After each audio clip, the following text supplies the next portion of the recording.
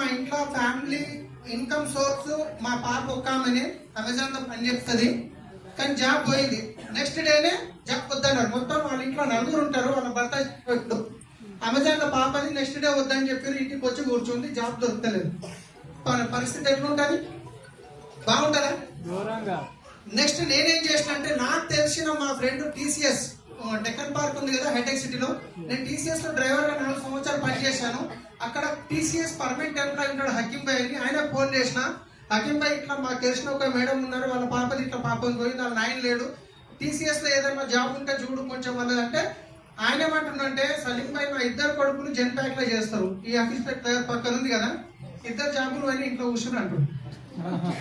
ఇద్దరు జాబులు అని ఇంట్లో కూర్చున్నారు. నేను గిట్ట వాళ్ళకే ట్రై చేసిన, అయినా పర్లేదు రెజ్యూమ్ పంపి ట్రై చేద్దామని చెప్పాను. అయితే టీసీఎస్ లో 40,000 మందిని తీసేసిరంట. 40,000 మందిని తీసేస్తే హైదరాబాద్ టీసీఎస్ లో 15,000 మందిని తీసేశారు. ఒకసారి ఆలోచించండి, ఎవరైతే ₹1,00,000 ఇన్కమ్ తీసుకుంటున్నారో వాళ్ళు ₹1,00,000 ఏవో ఒక ఈఎంఐ పెట్టుకోరా, కారో ఇల్లు ఇంకేదో ఈఎంఐ ఉంటాయో ఉన్నాయా? నెక్స్ట్ డే జాబ్ పోతే పరిస్థితి ఏంది? ఆలోచించి రేపట్లో నేను చదువు తక్కువ చేయట్లేదు, ఏఐ వచ్చిన తర్వాత మొత్తం అప్డేట్ అయిపోయిన తర్వాత పరిస్థితి ఎలా ఉంది అని చెప్పేసి ఆ క్షణం అనిపించింది నాకు, నిజంగా నేను ఈరోజు 7th క్లాస్ చదువుకొని ఉన్నా, నాకు ఇన్కమ్ గురించి ఆలోచించే పని లేదు. ఒకవేళ నేను ఎక్కువ చదువుకొని ఎన్నో జాబ్లో ఉంటే పరిస్థితి ఎట్లా ఉంటుండే అని చెప్పేసి, రైట్. సో దాని గురించి ఇప్పుడు నేను చెప్తున్నా, చదువుని నేను ఎప్పుడు చిన్న చేయట్లేదు, చదువు చాలా ఇంపార్టెంట్. చదువుకున్న వాళ్ళు ఉన్నారు కాబట్టి ప్రపంచం ముందుకెళ్తుంది. కానీ ఒకసారి మనం ఏమేమి ప్రొఫెషన్ లో ఏది ఎవరైనా కానీ మన పిల్లల్ని ఎందుకు చదివిస్తాం? మన పిల్లల్ని ఎందుకు చదివిస్తాం? వాళ్ళు మంచి చదువుకోవాలి, మనం పడ్డ కష్టం వాళ్ళు పడవద్దు అని చెప్పే కదా, వాస్తవమా కాదా? అయితే పిల్లల్ని చదివించిన తర్వాత ఏం కావాలని కోరుకుంటాం? అందరం ఏం కావాలని కోరుకుంటాం? రైట్. ఇదొక నేను ప్రొఫెషన్ రాస్తాను, ప్రొఫెషన్ దానికి బట్టే టైము, దానికి బట్టే ఇన్వెస్ట్మెంట్, దాని తర్వాత వచ్చే ఇన్కమ్, రైట్. సో ఇప్పుడు మీరు చెప్పండి, ఏమేమి కావాలని కోరుకుంటాం మనం పిల్లల్ని? డాక్టర్. ఒక డాక్టర్ చదివించాలంటే టైం ఎంత పడుతుంది? ఇంటర్మీడియట్ తర్వాత 5 years. ఓకే, ఇంటర్మీడియట్ తర్వాత 5 సంవత్సరాలు పెట్టుకుందాం, రైట్. తర్వాత వాళ్ళకి డబ్బులు ఎంత పెట్టుబడి అవుతాయి? ₹1,00,00,000 ఈజీగా అవుతాయి. ఎందుకు నాకు తెలుసా అంటే, తంగేపల్లి శ్రీనివాస్ సార్ వాళ్ళ బిడ్డను డాక్టర్ చెప్పిద్దామని చెప్పి మల్లారెడ్డి కాలేజీలో అడిగినప్పుడు ₹1,00,00,000 పైన చెప్పారు, రైట్. సో 1 CR అవుతుంది ఈజీగా ఈ రోజులో మాత్రం, అవునా కదా? రైట్. దాని తర్వాత డాక్టర్ ది ఫస్ట్ ఇన్కమ్ ఎంత వస్తుండొచ్చు? 45-50,000, రైట్. స్టార్టింగ్ ఇన్కమ్ చెప్తున్నా నేను, రైట్. తర్వాత నెక్స్ట్ ప్రొఫెషన్ తీసుకుందాం. ఇంకేం చేయాలని కోరుకుంటాం? Engineer, right. ఇంజనీర్ సాఫ్ట్వేర్ కాబట్టి ఏదైనా ఇంజనీర్. ఇంజనీర్ కి ఇంటర్మీడియట్ తర్వాత ఎన్ని సంవత్సరాలు పడుతుంది? 4 to 5 years, రైట్. సారీ. తర్వాత వచ్చేసి ఇన్వెస్ట్మెంట్ ఎంత అవుతుంది? 5 లక్షలు, 10 lakhs అవుతుంది. ఇన్కమ్ ఎంత వస్తుంది? ఫస్ట్ ఇన్కమ్ 30 to 40 తీసుకుందాం. ఇప్పుడు మనం ఏమి ఇస్తలేము, కొంచెం 5 ఎక్కువ తీసుకుందాం, రైట్. తర్వాత వచ్చేసి ఇంకేం ప్రొఫెషన్ ఉంటుంది? Advocate, lawyer. అడ్వకేట్ కి ఇంటర్మీడియట్ తర్వాత ఎన్ని సంవత్సరాలు పడుతుంది? 5 years తీసుకుందాం, కొంచెం అటు ఇటు ఉండొచ్చు. ఇన్వెస్ట్మెంట్ ఎంత అవుతుంది? 5 లక్షలు, కరెక్టేనా? ఎక్కువ తక్కువ చేద్దామా? 1,00,000, 2 లక్షలు, 4 లక్షలు సార్ ఏమైనా 1 లక్షలు తీసుకుందాం. ఏముంటే చదువునే ఉంటుంది ఆడ, కట్టుడే విషయంలో లంచాలు ఉండదు అనుకుంటాడా? తర్వాత వచ్చేసి ఇన్కమ్ ఎంత వస్తుంది? ఫస్ట్ ఇన్కమ్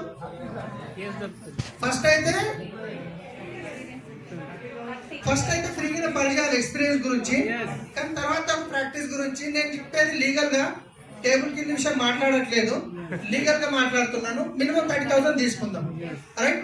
తర్వాత ఇంకా CA, చార్టెడ్ అకౌంటెంట్. టైం ఎంత పడుతుంది ఇంటర్మీడియట్ తర్వాత? 5 years. ఇన్వెస్ట్మెంట్ ఎంత అవుతుంది? 30 lakhs. ఇన్వెస్ట్మెంట్ అందాజా 20 lakhs. 5 lakhs, 5 lakhs, right. తర్వాత ఇన్కమ్ ఎంత ఉండొచ్చు? First income 50. 50 sir 50,000 right right. ఇక్కడ చూస్తున్నాం ప్రతి ఒక్కరము చదివించిన తర్వాత ఇదే కోరుకుంటామని నా కొడుకు బాగా చదువుకొని ఇంట్లో కూర్చోవాలని కోరుకుంటామా? 100% అవునా కాదా? అయితే ఇప్పుడు ఇంకొక ప్రొఫెషన్ తీసుకుందామండి. వద్దునండి ఎక్కువ వస్తున్నాయి. వెస్టీజ్ లో డియూసీ రావడానికి ఎన్ని సంవత్సరాలు పడుతుంది?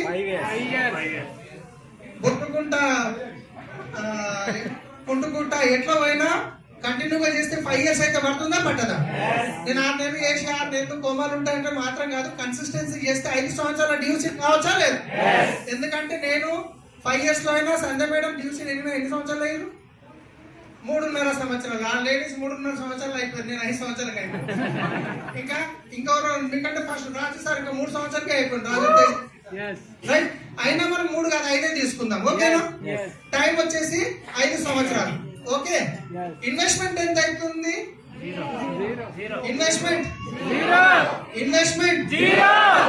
ఇన్వెస్ట్మెంట్ స్టేజ్ లో లేదు. కానీ ఈ రోజు మీరు ఇంటికి బయటకి వచ్చి ఖర్చు అయిందా కాలేదా? ఇక్కడికి వచ్చిన 50 రూపాయలు తీసుకున్నారు, ఖర్చు అయిందా కాలేదా? అట్లా మీరు ఒక వారానికి ఎంత ఖర్చు అవుతుండొచ్చు? ఇంచుమించు 300. నెలకి 1200. 4 వారాలు నెలకి 1200. 12 నెలలకి 1200 ఇంటూ 60,000 సార్. 15,000. 20,000 పెట్టుకున్నాం చాయ్ బిస్కెట్ అన్ని కలిపి. 20,000 ఎంత సంవత్సరానికి? 5 సంవత్సరాలకి ఎంత అయింది? 1,00,000 రూపాయలు. ఇన్వెస్ట్మెంట్ వెస్టేజ్ లో లేదు. మనని మనం మార్చుకోనికే, మన నాలెడ్జ్ పెంచుకోనికే. చూడండి, మన పిల్లల్ని 1వ తరగతి నుంచి ఇంటర్ డిగ్రీ చదివించిన తర్వాత ఎంతో మంది పిల్లలు ఈరోజు జాబ్ దొరకక ఇంట్లో కూర్చుంటారు. వాస్తవమే కాదు?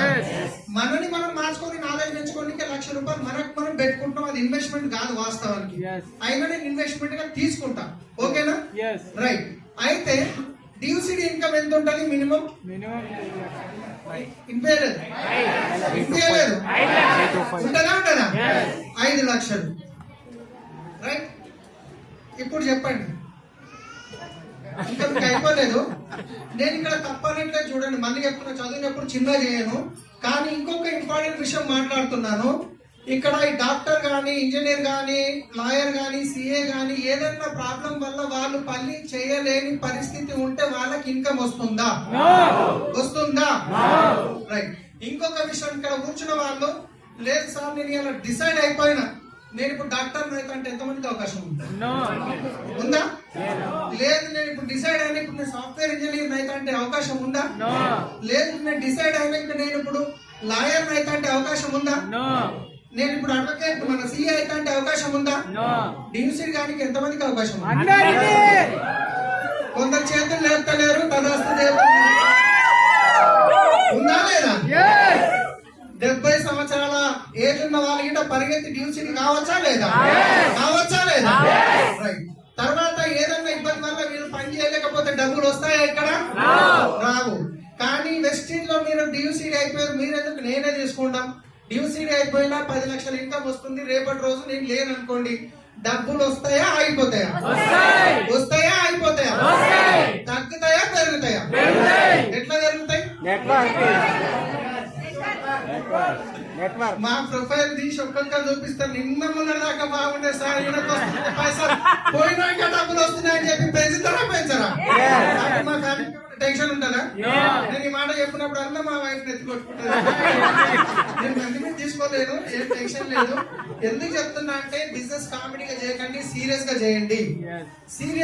ఈ రోజు కూడా నాకు పొద్దున్న లేచి మా దగ్గర ఒక పిల్లి తెచ్చిన మా పిల్లల గురించి. ఆ పిల్లిని సంకర పెట్టుకుని, ఆ పిల్లి వచ్చినాక దాని ముందు పిల్లి ఎందుకు రా అని చెప్పి తిట్టినా, అది వచ్చిన తర్వాత సంకర చెప్పుకొని తిరుగుతున్నా ఇట్లా. ఆ షాప్ సూపర్ మార్కెట్ పోతున్నా, పిల్లికి పట్టుకొని అంతా టిఫిన్ బాక్స్ పట్టుకొని పరిగెత్తుతున్నారు. 6 కొట్టుకుంటా రోడ్డు మీద ట్రాఫిక్ జాము. నా వైపు ఎట్లుంది? పిల్లిని పట్టుకొని షాపింగ్ ఏమో ఎమ్మంట పోయినా, ఏం తమ్మలేదు. ఆ టైంకి గుర్తుస్తారు. ఇంత ఉన్నాక కూడా తెచ్చి పెట్టుకోరు. ఆ చీజ్ దమ్మని చీజ్ అయిపోయింది. షాప్ సూపర్ మార్కెట్ పోయినా కిందనే ఉంటది. మాత్రం స్విమ్మింగ్ పూల్ లోపలనే, సూపర్ మార్కెట్ లోపలనే, గేమ్లు ఆడుకునేటి లోపలనే, జిమ్ లోపలనే, వాకింగ్ లోపలనే, క్రికెట్ లోపలనే, అన్ని కమ్యూనిటీలో ఉంటాయి. లైఫ్ ఎట్లుంటది? బాగుంటుందా? ఇలాంటి లైఫ్ ఏదో నాకు వచ్చిందని గర్వంగా చెప్పట్లేదు. ఇక్కడ కూర్చున్న ప్రతి ఒక్కరికి ఇలాంటి లైఫ్ ఉందని చెప్పి చెప్పాలి.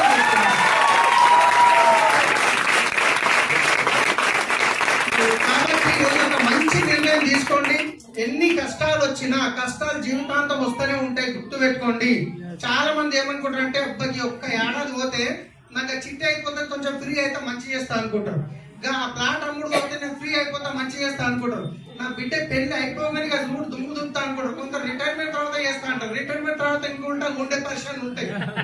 ఎప్పుడే కానీ మీ యొక్క కష్టాలని అనగదొక్కుంటా పైకి వెళ్తేనే మీరు సక్సెస్ అవుతారు. కానీ అది అయిపోయినాక చేస్తా అంటే అవి పోవు, మీరు చేయలేరు.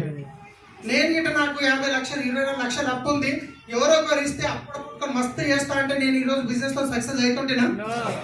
ముళ్ళును ముళ్ళుతోనే తీయాలి కాబట్టి అప్పును అప్పుతోనే వేసుకున్నా, నా అప్పులైన కాళ్ళని పట్టుకున్నా, నీకు పూలలో పెట్టి డబ్బులు ఇస్తా ఎంత నన్న కానీ అని చెప్తే మా అప్పులైన చాలా హుషారు. ఆయన ఏం చేసిండు, 24 లక్షలకి 70,000 నెలకి ఇంట్రెస్ట్.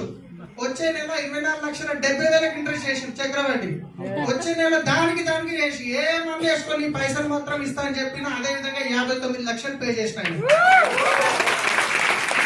నాకు చాలా మంది ఫ్రెండ్స్ చెప్పారు, అరే నువ్వు పిచ్చోడవు, ఎన్ని కడతావు, ఎన్ని డబ్బులు కడతావు, పోలీస్ స్టేషన్ పోయి ఐపీ తీసుకొని పైసలు మిగిలిపోతాయని చెప్పారు. నా ఫ్రెండ్ ఒక ఆయన ఉంటాడు సంతోష్ అని జూబ్లీస్ లా. చెప్తే నేను ఒకటే చెప్పినా, నేను తీసుకునేటప్పుడు ఎట్లాంటి పరిస్థితులు తీసుకున్నా నాకు తెలుసు, లేట్ అయినా సరిగా నేను పైసలు ఇస్తా అని చెప్పిన. ఈ రోజు మా అప్పులైనా ఫోన్ చేసి సాలిం ఒకసారి మీ ఫ్యామిలీ తీసుకొని మా ఇంటికి అన్నం తినిపో అంటాడు ఈ రోజు కూడా. సో అది వినింగ్ లో ఉంది కాబట్టి, వినింగ్ లో లేకుండా నేను కూడా గోద కొట్టిస్తుంది. ఎందుకంటే బయట అట్లనే ఉంటుంది, అవునా కదా?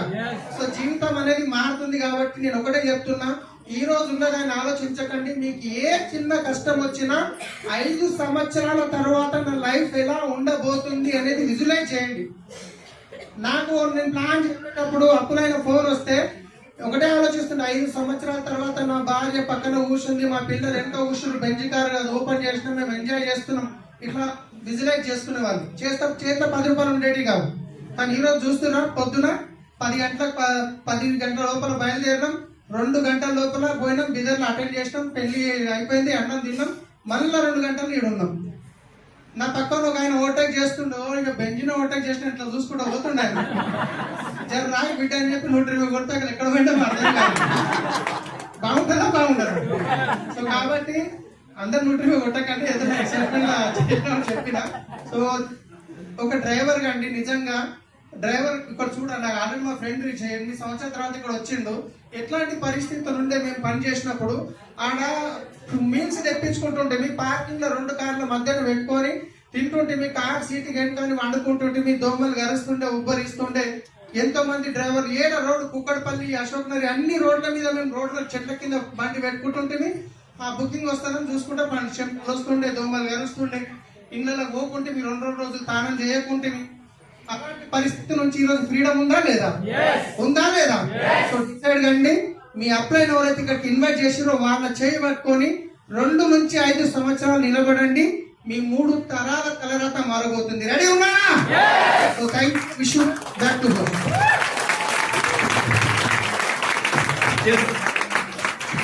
Thank you sir. సార్ కోసం సెకండ్ ఉపస్థితి